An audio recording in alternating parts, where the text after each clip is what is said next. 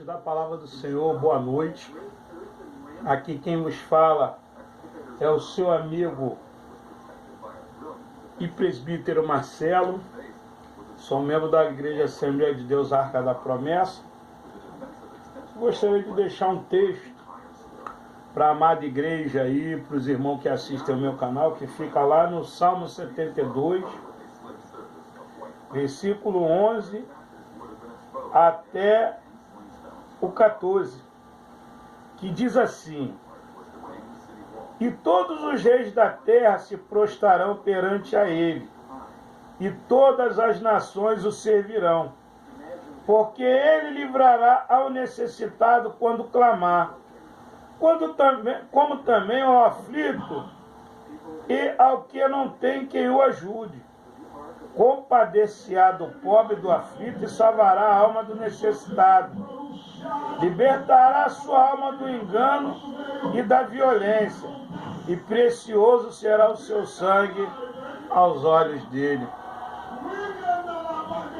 Hoje, meus irmãos, hoje nós já temos uma semana ou 2 semanas que eu, pela misericórdia de Deus, eu comprei essa revista aqui, Lições da Bíblia. Essa revista aqui, que é lá do pastor Silas Malafaia, eu estudo essa daqui, ó, que é da CPAD, né? Eu estudo essa. Mas essa revista aqui, ela me chamou a atenção, passando numa livraria evangélica, fui ver algumas Bíblias, que eu gosto muito de comprar Bíblia, né? E essa Bíblia aqui me chamou a atenção pelo simples fato da capa terem homens de Deus, como Martinho Lutero, Calvino, Giglio e Wycliffe, né? Alemanha, Suíça, Inglaterra e Suíça.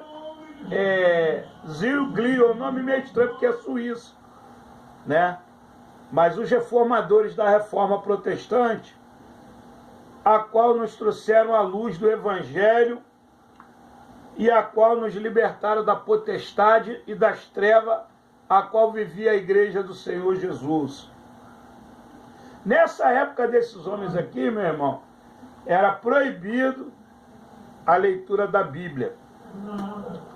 Você não podia ter uma Bíblia na sua casa, no seu lar, você não poderia ter um versículo da Bíblia na tua casa, porque eles alegavam que os leigos não poderiam ter acesso à palavra de Deus, não poderiam ter acesso à verdade. E os únicos homens que poderiam interpretar a Bíblia seriam os padres da Igreja Católica. Então, meus amados irmãos, o que aconteceu quando o povo não teve mais oportunidade de poder ler a Bíblia Sagrada, né, de poder ter acesso à Bíblia na sua língua materna? Digamos assim, que aqui no Brasil nós falamos português. Se nós tivéssemos a Bíblia só em inglês, quase ninguém aqui sabe falar inglês. Então nós não teríamos como interpretar as Escrituras, meus irmãos. Como nós iríamos interpretar as Escrituras se as Escrituras não estão em português, elas estão em inglês? Então foi isso que está faltando um reformador aqui também, que é um cara que eu gosto muito de falar sobre ele. É o John Hus, que foi um reitor da Universidade de Praga. Ele foi queimado na fogueira 100 anos antes de Martinho Lutero ter asfixiado as 95 teses na abadia lá de Wittenberg, na Alemanha, e em 1517, né? Porque Martinho Lutero sentiu dentro da alma dele que o justo viverá pela fé. né? Mas se ele recuar, Deus não tem prazer nele. Então, meus irmãos, o que aconteceu? Deus levantou Martim Lutero, e Martim Lutero, ele traduziu a Bíblia do latim, porque naquela época só podia ler a Bíblia em latim, para o alemão. E todo o povo teve acesso às escrituras sagradas, e a maioria do povo descobriu as mentiras da Igreja Católica. Que tudo que a Igreja Católica fez ali, nada mais é, meus irmãos, do que enganar o povo, do que encher o povo de superstições, encher o povo com as coisas que Deus não mandou o povo fazer, eles faziam. Agora eu pergunto para vocês, meus irmãos, como é que a Igreja Católica, ela se diz a Igreja de Cristo, sendo que a Igreja Católica já proibiu a leitura da Bíblia? Porque a Igreja Católica sabia que tudo que está escrito aqui na Bíblia a condenava as práticas que ela fazia. E sabe o que aconteceu? Naquela época, irmão, em 1517, a igreja ficou nas trevas quase 1000 anos, irmão. 1000 anos. A igreja, logo depois da morte dos apóstolos, logo depois da morte de João dos Efésios, que foi o João que escreveu o Evangelho de João, a igreja já estava se corrompendo. Já existia heresias dentro da Igreja de Cristo. Já se costurava, irmão, no ano 387, por aí, 400, logo depois do reinado do imperador Domiciano, a qual muitos que se diziam seguidores de Cristo haviam voltado atrás quando o imperador Domiciano exigiu deles que eles renunciassem a Jesus para salvar a alma deles e adorassem ao imperador. Muitos crentes fizeram isso, meus irmãos.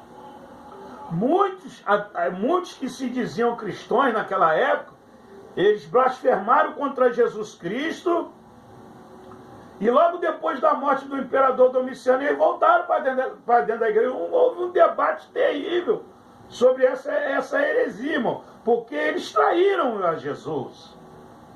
E, no entanto, depois quiseram voltar para o seio da igreja de novo. Eles voltaram a aceitar Jesus de novo. Eles blasfemaram para não morrerem e depois tentaram voltar para a igreja de novo. Aí começou as heresias. Passado 500 anos, colocaram dizendo que o Papa era o sucessor de Pedro, queriam o primado da igreja. E a igreja ficou nessa situação toda, irmão. Entendeu? Que se chegou ao ponto das pessoas adorarem as pessoas que já tinham morrido. Né? Começou a adoração aos anjos, a adoração às imagens, a adoração a Maria, nossa irmã Maria, a mãe do nosso Senhor. E a igreja entrou em trevas eternas. Foi proibida a leitura da Bíblia ao leigo, dizendo que o tal do Agostinho lá, um erudito, né, um homem letrado nas escrituras sagradas, diz que os leigos não poderiam ler a Bíblia. Com metade da Europa, 80% das pessoas que moravam na Europa naquela época eram analfabetos, não sabiam ler, irmão. Com essa justificativa eles tinham para as pessoas não terem a Bíblia em casa. Se você tivesse a Bíblia em casa, você era morto, irmão. Você era julgado, condenado, tratado como herege, e você era queimado na fogueira. Você não poderia ter a Bíblia Sagrada dentro da sua casa. A Bíblia, irmão, quando Martim Lutero leu a Bíblia a primeira vez, a Bíblia estava acorrentada. Ela estava num pedestal acorrentada. Foi quando ele leu, e você só poderia ler a Bíblia em pé e em latim, para você se cansar. Eles já faziam isso, que é para você não ler os textos sagrados.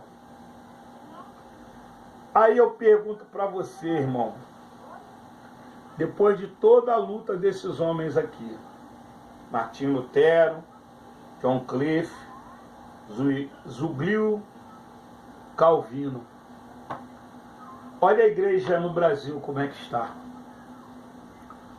Olha o estado da nossa igreja, irmão. É essa mesmo a igreja de Jesus, irmão? Crente curtindo o Halloween, irmão. Crente curtindo o Halloween.